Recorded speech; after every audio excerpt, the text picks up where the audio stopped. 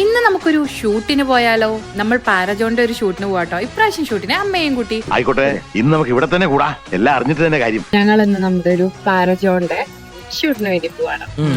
എങ്ങോട്ടാണ്? ടൗൺ നിർത്തി. ഞങ്ങളുടെ ഫസ്റ്റ് ടൈം ആണ് അവിടെ. So will see. കാറിൽ കയറിയ ഇതാ അവസ്ഥ. ഇത് കണ്ടാ തോന്നുന്നു ഇവള് ജോലി എടുത്ത് ക്ഷീണിച്ചിട്ടുള്ളവർക്കാണ്. ഒരിക്കലും അല്ല. അവൾ അറേബ്യൻ ബോയ്സിൽ അത്രയ്ക്കും റിലാക്സ്ഡ് ആണ്. സോ ഇവക്ക് റെസ്റ്റ് ആവാലോ. അങ്ങനെ ഞങ്ങൾ മിർദിഫിലെത്തി ഷൂട്ട് സ്റ്റാർട്ടാക്കി. നല്ല അടിപൊളി ലൊക്കേഷൻ ആയിരുന്നു, പറയാതിരിക്കാൻ വയ്യ.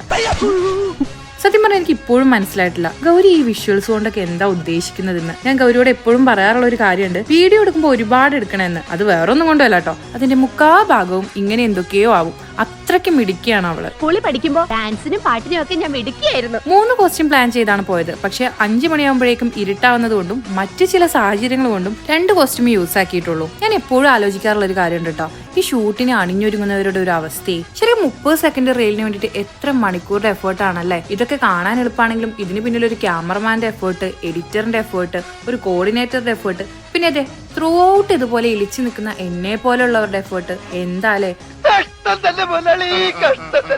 അപ്പൊ ഞാൻ പറഞ്ഞു വരുന്നത്, എല്ലാവരും എല്ലാവരുടെയും റീൽസ് പോയി ലവ് കൊടുക്കൂ. ഇതൊക്കെയല്ലേ ഒരു സന്തോഷം. അങ്ങനെ ഷൂട്ടും കഴിഞ്ഞ് ഞാനും ഗൗരിയും അമ്മയും വിന്റർ മാർക്കറ്റൊക്കെ കറങ്ങി ചായയും കുടിച്ച് നേരെ വിട്ടു വീട്ടിലേക്ക്. അപ്പോൾ ഇന്ന് ഇത്രയേ ഉള്ളൂ. ബായ്.